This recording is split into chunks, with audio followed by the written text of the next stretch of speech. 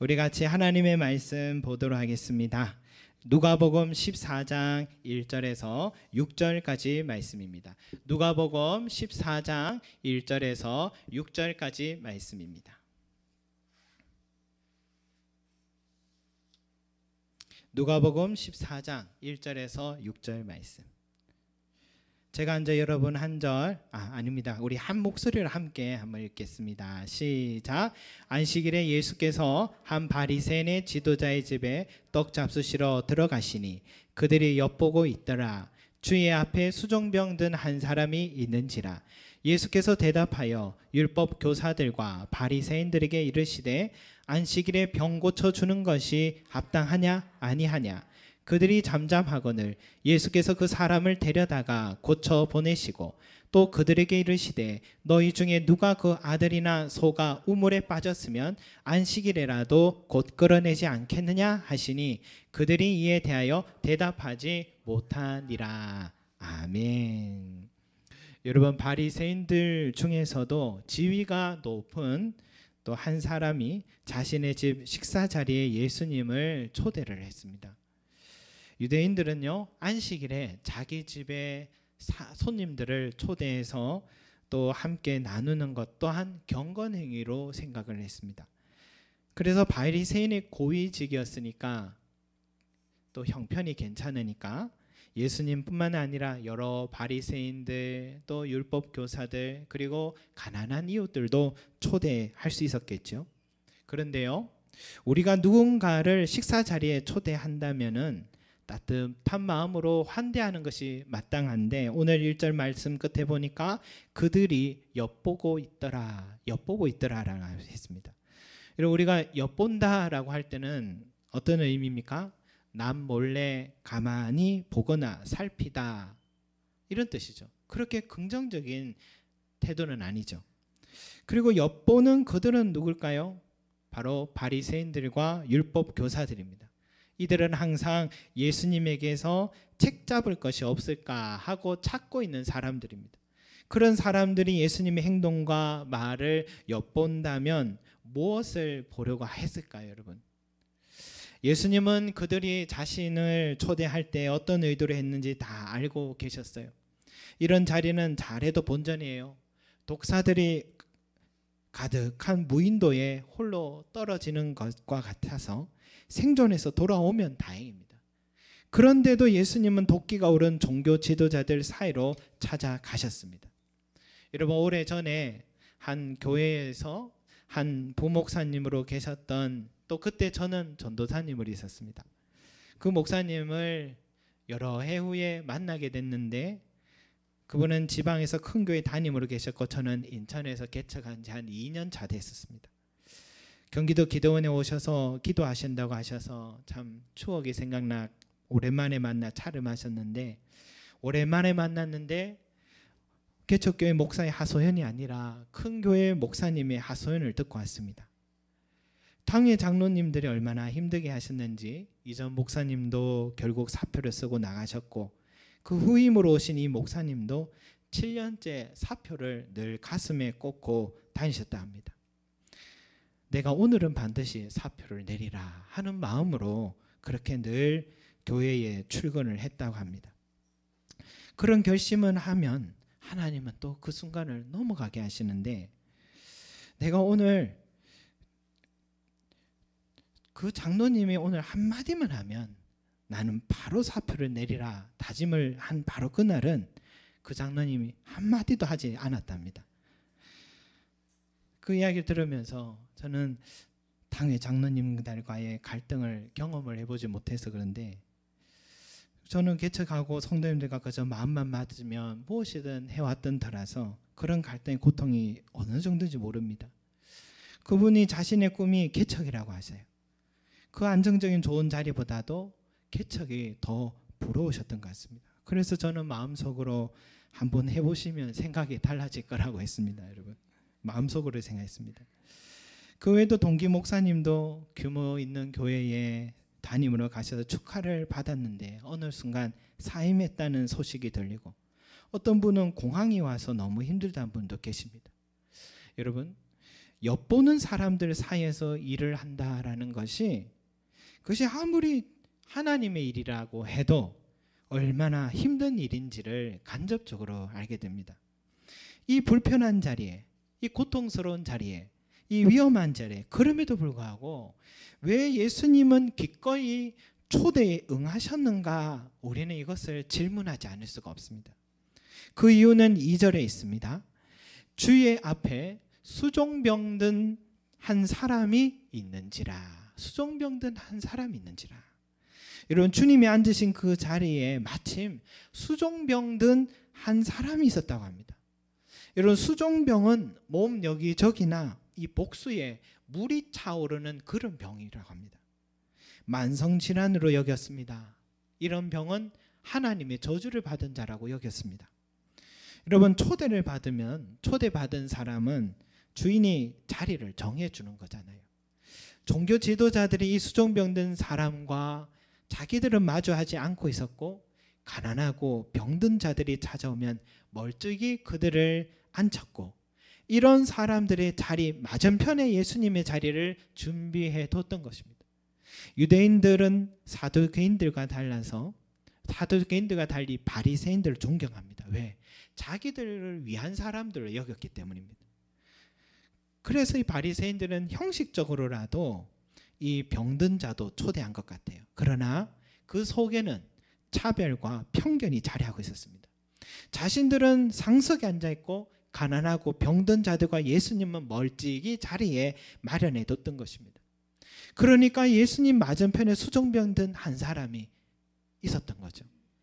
그러나 예수님은 왜 나를 이런 자리에 초대했냐라고 서운해하지 않으셨습니다. 도리어 그 수종병든 사람을 보자마자 고쳐주려고 하셨습니다. 하지만 지금은 안식일입니다.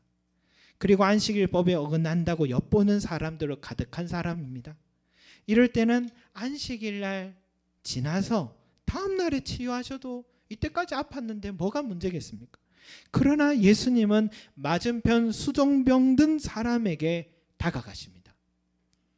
예수님은요, 수종병든 사람에게 다가가시더니 갑자기 그 율법 교사들과 바리새인들에게 이렇게 말씀하세요. 안식일에 병 고쳐주는 것이 합당하냐 아니하냐.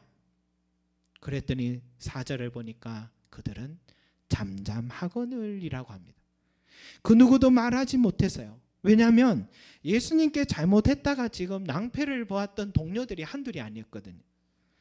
도대체 무슨 의도로 저런 질문하는 걸까? 오늘 엿보고 책잡이를 했다가 갑자기 들어온 예수님의 질문에 당황을 했어요. 그들은 생각이 많아져서 잠잠했던 것입니다. 그들이 잠잠했던 또 하나의 이유는 모세의 성경에 안식일에 병자를 낫게 하는 것은 불법이다, 이런 말은 성경에 없습니다. 장로의 유전에 사람들이 만든 전통에서 안식일에 급한 환자를 제외한 치료 행위는 불법이다, 이렇게라고 했지, 성경 율법에는 그렇게 말한 부분이 전혀 없기 때문에 그걸 잘 아는 사람들이길래 예수님의 질문 앞에 잠잠할 수밖에 없었습니다. 자신들이 봐도 안식일에 병자 낫게 하는 일은 불법이 아님을 인정하고 있기 때문입니다. 예수님께서 성경 전문가들 앞에서 여러분 안식일에 대해 이렇게 당당하게 말씀할 수 있는 이유가 뭡니까? 사람들이 영화를 보거나 책을 보거나 또 미술 작품을 보면 그 작품에 대해서 나름대로 해석을 많이 합니다. 그러나 진정한 뜻을 해석할 수 있는 사람은 그 작품을 만든 작가뿐입니다. 작가의 의도는 작가만이 알 수 있듯이 안식일법에 대해 많은 해석이 분분해도 올바른 해석을, 그 법을 제정하신 하나님만이 그 법의 의도를 알고 계신 것입니다. 예수님께서 이런 정의를 내릴 수 있었던 것은 예수님이 안식일법을 직접 제정하신 삼위일체 하나님이시기 때문입니다. 그래서 인자는 안식일의 주인이다 라고 말씀하셨고, 그리고 안식일은 사람을 위해 있는 것이지 사람이 안식을 위해서 있는 것은 아니다라고 말씀을 하셨습니다. 그러면 안식일법의 핵심은 뭡니까? 사람을 향한 사랑과 자비였습니다. 여러분, 수종병 든 사람을 낫게 하시고는 바로 이렇게 말씀하시죠. 5절에 또 그들에게 이르시되 너희 중에 누가 그 아들이나 소가 우물에 빠졌으면 안식일이라도 곧 끌어내지 않겠느냐 하시니, 그날이 안식일이라 해도 내 눈앞에 급히 죽어가는 생명이 있다면 그에게 사랑과 자비를 베푸는 마음으로 기꺼이 살리는 것이 합당하다라고 말씀하셨습니다. 여러분, 안식일, 이날은 우리가 예배드리고, 이 주일은 안식일이잖아요. 예배드리고 하나님께 영광 돌리는 날입니다. 그래서 주일을 거룩히 지키라는 거예요. 안식일은 복된 날이기에 우리가 하나님 앞으로 나와 예배 올려드릴 때 하나님은 내 삶에 복을 내려주시는 것입니다. 동시에 안식일은 사랑과 자비를 베풀고 우리 주위에 죽어가는 생명을 살리는 날입니다. 이번에 다니엘 기도회를 참 이렇게 참여하면서 느끼게 된 것은, 정말 많은 그리스도인들이 불치병으로 고통받고 있는 그리스도인들이 정말 많구나. 또 많은 목회자들과 선교사님들도 갑자기 찾아온 이 병으로 인해서 너무 시련 속에서 안타까운 삶을 살아가는 분들이 많다는 것을 알게 됐습니다. 그뿐입니까? 여러분, 이 코로나로 우리 주변에 사랑에 목마른 사람들 얼마나 많은지 모릅니다. 배가 고픈 사람도 많지만 말이 고픈 사람도 얼마나 많습니까? 따뜻한 사랑과 관심, 이 필요한 사람 얼마나 많은지 모릅니다. 우리가 주일날 이렇게 모여 예배 드리는 것은 나와 하나님과의 관계를 맺기 위함도 있지만, 우리 형제 자매 가운데 나의 마음과 관심과 사랑이 필요한 곳이 없는지 살피고 그 사랑을 나누는 시간이 되라고 하나님은 안식일을 허락하신 것이었습니다. 여러분, 주일날 예배 드린 후에도 서로의 관심과 기도 제목을 묻고 서로를 위해 기도해주고 한 주간 살아온 나의 이야기를 할 수 있는 이 공간 얼마나 소중합니까? 우리가 안식일날 모인 것은 서로를 향한 사랑과 자비를 베풀기 위함임을 잊지 마시기 바랍니다. 그리고요, 우리가 모였기 때문에 생명을 살리는 일도 할 수 있습니다. 해마다 우리가 절기 예배 때 사랑 나눔을 늘 하잖아요. 특히 이번에도 이렇게 선교지에 있는 우리 선교사님들의 소식을 들으면서 그분들에게 사랑을 전하려고 합니다. 여러분들도 이 일에 함께 하나님께서 이 안식일을 제정하신 그 뜻에 여러분 우리가 행하는 저와 여러분이 되시기를 바라겠습니다. 그리고 여러분, 예수님이 안식일의 정신에 입각해서 그 수종병든 사람을 데려다가 고쳐 보내셨다라고 했습니다. 그런데 주석에 보니까 데려다가 고쳐 보냈다 할 때 데려다가라는 이 단어가 어떤 단어냐, 베드로가 물에 빠졌을 때에 허우적거릴 때 예수님께서 살려달라고 하는 이 베드로의 손을 꽉 잡아서 강하게 끌어당길 때 사용하는 데려다가라는 단어가, 끌어당길 때 강하게 잡아 끌어올릴 때 쓰는 단어가 데려다가라는 와 같은 원어라 말하고 있습니다. 여러분, 그렇다면 지금 예수님이 일어나셔서 맞은편에 있는 수종병든 사람에게 다가가 그 사람의 손을 잡고 강하게 지금 일으킨 것이죠. 여러분, 수종병은 복수의 물이 찬 병이라고 했어요. 복수의 물이 찬 사람이 갑자기 일어나면 되겠습니까? 복수의 물이 찼다는 것은 표면적인 문제가 아니라 그 속에 장기에 심각한 손상이 있다는 뜻이잖아요.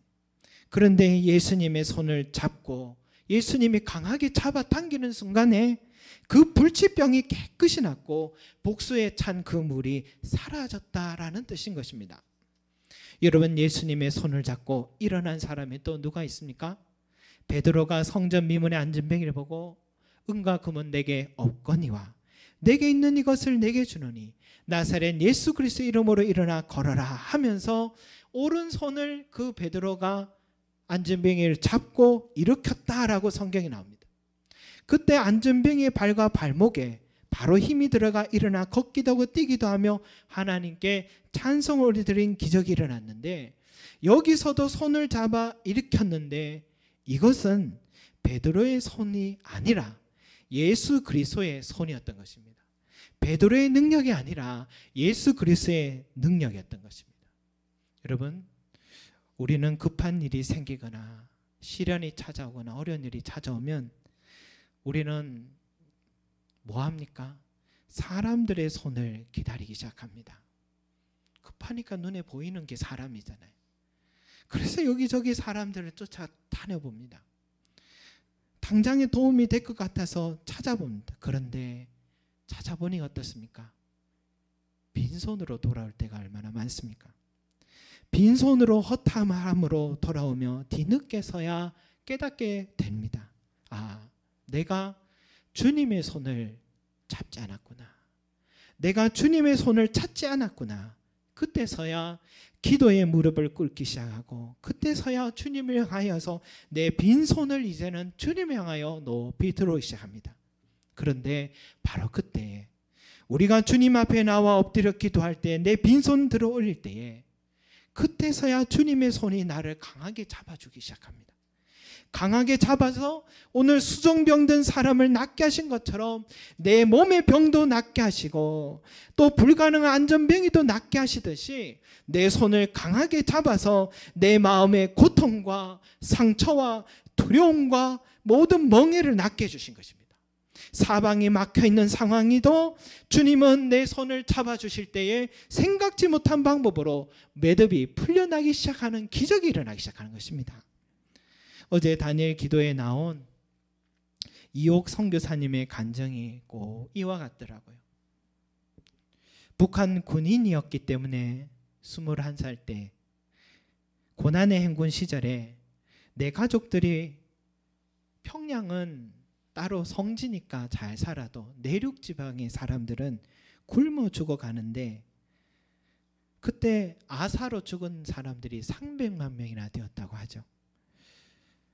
그래서 내 교육자 부모님은 그래 잘 살고 있으리라 생각하고 자기는 강냉이 옥수수 먹으면서 나는 이렇게 배를 채우고 있으니 내 가족도 잘 살고 있다고 생각했다가 어느 날 연락이 와서 부모님 가족이 돌아가셨다는 소식도 갔다가 이 시체의 무덤을 보고 가족의 생사도 확인도 안 하고 그 자리에서 주저앉고 엉엉 울면서 하나 남은 동생이 일어서지도 못하고 배가 고파서 누나 나 살려달라고 얘기하는 것을 보고, 자신의 신분이 군인이었음에도 불구하고 내 동생은 내가 살리는 것이 내가 가족을 위한 나의 마지막 책임이다 하고 그 동생을 여자 몸으로 끌어안고 수날을 산을 넘고 경비들을 뚫고 해서 두만강까지 갔습니다. 거기에서 두만강에서 자기도 모르게 뛰어들었더니 너무 깊은 물이어서 겨우겨우 나중에 정신을 차리고 보니 무태, 중국 무태 도착을 했는데 뒤에 있던 동생이 없어져 버렸습니다. 그 물에서 떠내려가 죽어버린 것이죠. 그리고 정신을 차리고 보니까 나중에는 중국에 있는 아버지의 친척들이 자기의 생명을 건져줘서 그렇게 그들과 함께 살아가는데, 그래도 손풍금이라는 재능이 있어서 그것으로 먹고 살고 친척들의 그늘에서 잘 지냈습니다. 어느 날 갑자기 중국 공안당원들이 갑자기 찾아와서 자기를 체포해 가고 북송 대상자로 독감방에 갇히게 됐습니다. 북송되면 이제는 죽습니다. 그때 철장문이 있는 대기실 안에 있으면서도 내일 아침이면 잘 사는 우리 큰아버지, 우리 친척들이 찾아와서 나를 데리러 오리라 안심을 했는데, 다음 날이 되어도 가족들이, 친척들이 오지 않아요. 알고 보니까 돈이 너무 많이 든다고 친척들이 외면을 했습니다. 그 분노와 배신감으로 철장문을 온몸으로 부수려고 머리로 들이받았는데, 들이받다가 자기 온몸에 상처가 생긴 것도 몰랐답니다. 나중에는 머리에서부터 온몸에 피가 흘러내린 것을 보고 그 자리에서 피를 보고 쓰러졌답니다. 쓰러져 누워서는 나기를 죽이려면 죽여라 하면서 자포자기를 하고 있을 때 그 가둬진 공간 안에 이상하게 나 말고도 누군가가 함께하고 있다는 따뜻한 이 어떤 강한 느낌을 받았다고 합니다. 그리고 지난 5개월 동안 목사님의 전도 때문에 받았던 찬양의 멜로디가 들리고 그 가사들이 들리는데, 전에는 찬송 가사는 모르겠고 멜로디가 북한의 영화 멜로디랑 같아가지고 늘 들었던 것인데 이제는 그 찬송의 가사가 내 삶 속에 갑자기 꿈틀거리며 살아 움직이기 시작했답니다. 그리고 이전에 그렇게 전도를 하러 오셨던 그 목사님이 자매님은 죄인입니다. 자매님을 살리시기 위해 예수님은 옆구리에 창이 찔리시고 피를 토하며 죽으셨습니다 라고 해서도 전혀 믿지 않았었는데 그 독감방 안에서 죽음에 대한 공포와 친척들에 대한 분노와 복수심이 갑자기 사라지기 시작하고 예수님의 십자가와 신음소리만 들렸다 합니다. 그 순간은 내가 죄인이란 사실을 깨닫고 친척들에 대한 분노와 원망도 사라지고 그저 자신이 죄인이란 사실을 깨닫고 엉엉 울면서 자기의 죄를 회개하기 시작했답니다. 그리고 이제 북송 대상자들과 함께 북한으로 끌려가기 시작하는데 그 끌려가는 그 사람들에게 그들이 행하는 행위를 보니 너무 비참한 대우를 받는 모습을 보고 슬펐습니다. 나도 이렇게 죽겠구나 생각하고 있는데 갑자기 공안당원 경찰이 차를 멈추는 거예요. 그런데 이 사람은 북한 군인 출신이기 때문에 좀 더 조사를 해야 된다고 이 사람만 빼내는 거예요. 그리고 조사실에 끌려갔는데 거기서 자기 온몸을 묶고 쇠고 사슬로 묶고 있어 거기서 공안국장이 자기를 이렇게 유심히 보더랍니다. 그러면서 중국말로 혼자 뭐라 하는데 갑자기 공안국장이 눈시울이 붉어지면서 자기의 딸과 얼굴이 너무 똑같다고 합니다. 너 몇 살이냐? 22살입니다. 어떻게 나이도 똑같으냐? 딸아, 너가 어떻게 하다가 이 지경에 이르게 되었느냐? 하면서 이 공안국장이 이 사람을 끌어안고 울기 시작하는데 내 딸아 하면서 딸을 잃었는지 아니면 딸을 다시 찾게 되었는지 그렇게 딸로 보였던가 봅니다. 그리고 그날 밤에 이 공안국장이 이 이옥 선교사님을 탈옥할 수 있도록 모든 것을 문을 열어주는데 그런 기적이 일어났고 그리고 자신에게 늘 전도하셨던 그 모퉁이돌 선교사님과 연결이 돼서 941생으로 다시 생명을 살리고 그런데 더 놀라운 것은 그 선교센터에 비밀 선교센터에 갔더니 두만강에서 잃어버렸던 동생이 그곳에 살아 있었던 것이고 동생은 그곳에서 예수님을 믿고 매일 아침마다 누나를 위해서 금식하며 기도하고 있었다고 합니다. 지금은 이 선교사님이 복음을 전하면서 그 영혼들을 위해서 사역을 하고 있는 것입니다. 여러분, 주님의 손이란 바로 이런 것입니다. 데려다가라는 것은 강하게 잡아 끌어내는 것입니다. 내 삶이 아무리 힘들고 어려워도 더 이상 내려갈 곳이 없어 자포자기한 그 순간이라도 주님의 손은 나를 향해 있는 것입니다. 주님의 손이 필요하지 않은 사람은 아무도 없습니다. 또 주님의 손이 못 미칠 사람도 아무도 없습니다. 나는 의심합니다. 과연 내가 주님 앞에 손 내민다고 손을 잡는다고 나을 수 있을까? 과연 그 손을 잡는다고 내 앞에 이 큰 산과 같은 시련이 해결될까? 그러나 주님은 이렇게 말씀하십니다. 두려워하지 말고 믿기만 하라. 두려워하지 말고 믿기만 하라. 사랑하는 성도 여러분, 의심하지 말고 두려워하지 말고 주님의 손을 꼭 잡으시기 바랍니다. 오늘 수종병든 사람이 기대나 했겠습니까? 우리 이옥 선교사님이 기대나 했겠습니까? 그러나 너무나 뜻밖의 장소에서 너무나 뜻밖의 사람을 통해 주님의 손이 나를 잡아 건져 주신 것입니다. 성도 여러분, 그 주님의 손은 오늘도 나를 향해 내밀고 계십니다. 꼭 그 손을 잡으시기 바랍니다. 그리고 기적을 체험하시기 바랍니다. 안식일의 주인이신 예수님은 생명의 주인이심을 믿으시고 주님께 우리 손을 내밀고 그 손을 꼭 잡으시고 승리하시기를 소망합니다. 기도드리겠습니다. 사랑과 은혜가 많으신 우리 아버지 하나님, 수종병든 그 사람을 보시고 다가가 데려다가 고쳐 보내시고 라고 하신 주여, 그 손을 잡고 일으켜 당기면서 강하게 끌어당기는 순간 주님의 손은 그 사람의 손을 잡는 순간 그 몸의 모든 불치병이 낫고 그 인생의 모든 고통이 해결되었고 동서남북이 다 막혔을 때 길이 열렸던 것처럼 주여 오늘 주님의 손을 우리가 바라보게 하여 주시옵소서. 날마다 우리를 향하여 내밀고 계신 주님의 손을 향하여서 이제는 우리도 주님께 손을 내밀고 그 손 꼭 붙잡게 하여 주시옵소서. 살아계신 주님의 능력을 체험하게 하여 주시옵소서. 주여 우리 교회에 우리 성도들의 삶에 이런 놀라운 은혜의 역사를 오늘도 허락하여 주시고 이 한 주간도 그 믿음으로 승리하게 하여 주십시오. 두려워하지 말고 믿기만 하라는 주님의 말씀에 의지하여서 믿음으로 승리할 수 있도록 은혜 베풀어 주시옵소서. 감사드리며 예수 그리스도 이름으로 기도드립니다. 아멘.